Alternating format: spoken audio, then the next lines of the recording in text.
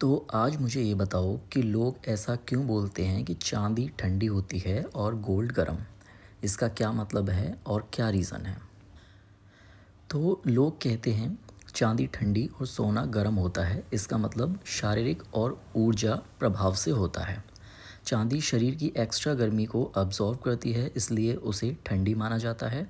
सोना शरीर की एनर्जी और गर्मी को मेंटेन करता है, इसलिए उसे गर्म कहा जाता है। ये बात आयुर्वेदा और पारंपरिक विश्वास से जुड़ी हुई है। साइंस से डायरेक्ट टेम्परेचर का मतलब नहीं है। और यही अगर हम आइस की बात करें तो वो ठंडी होती है, ठंडी ही लगती है, बट बोलते हैं कि उसकी तासीर गर्म होती है। ये कैसे पॉसिबल होता है कि एक ही चीज़ जो हम ठंडी फील हो रही है वो एक्चुअल में गर्म है?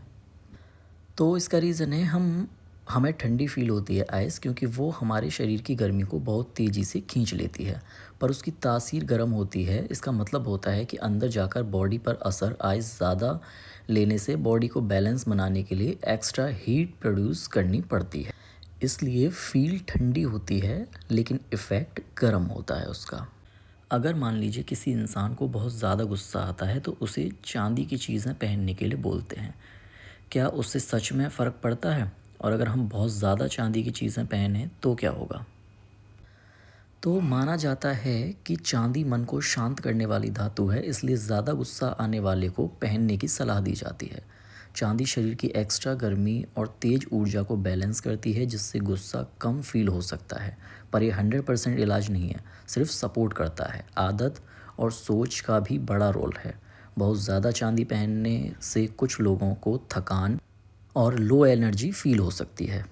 अच्छा, यही सेम गोल्ड के बारे में बताओ कि गोल्ड पहनने से क्या होता है बॉडी में, और अगर बहुत ज़्यादा गोल्ड पहने हम तो उससे क्या हो सकता है? तो माना जाता है कि सोना गर्म धातु है, लेकिन वो कॉन्फिडेंस बढ़ाता है। गोल्ड शरीर की गर्मी और पावर को एक्टिव करता है, इसलिए उसे गर्म धातु माना जाता है। पर ये भी एक सपोर्ट सिस्टम है, कोई जादुई इलाज नहीं। बहुत ज़्यादा गोल्ड पहनने से कुछ लोगों में रेस्टलेस और गुस्सा या ओवर एनर्जी बढ़ सकती है।